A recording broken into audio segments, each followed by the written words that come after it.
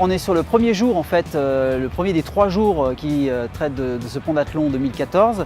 Et on est sur le pentathlon junior, le pentathlon des enfants, où effectivement il y a toute une série d'ateliers dans les écoles de Saint-Gervais qui permettent aux enfants de se sensibiliser à des problématiques liées à la protection des espèces, à la protection de l'environnement en général. Il y a eu le cycle de l'eau pour les élèves de CE1, CM2, un travail sur les zones humides en CP-CE1 et il y a eu pour les maternelles une explication de la loutre, de où elle vivait, etc. Et à côté de ça, en fait, on avait des ateliers comme le jeu de loi où en fait c'est un peu un circuit où on leur explique en fait comment protéger l'eau.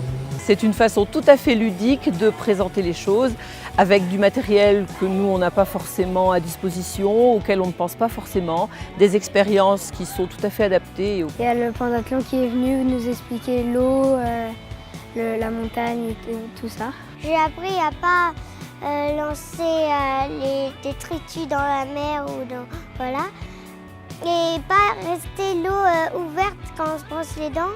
On sent qu'il y a une vraie ferveur chez les enfants, un intérêt, une certaine passion, je dirais. Un intérêt aussi parce qu'on arrive bien à faire le lien avec les espèces locales, les enjeux locaux, et ça leur parle plus clairement que de leur parler uniquement du panda ou d'espèces plus exotiques, bien sûr. Je pense que les enfants sont beaucoup plus réceptifs que leurs parents à la cause de la nature, des animaux, de la pollution, de l'écologie en général. Et autant on le commencera tout de suite, mieux ça sera pour la suite. C'est-à-dire que les adultes qu'ils vont devenir auront déjà une culture de l'économie d'eau, de la protection de l'animal, de la protection de la nature.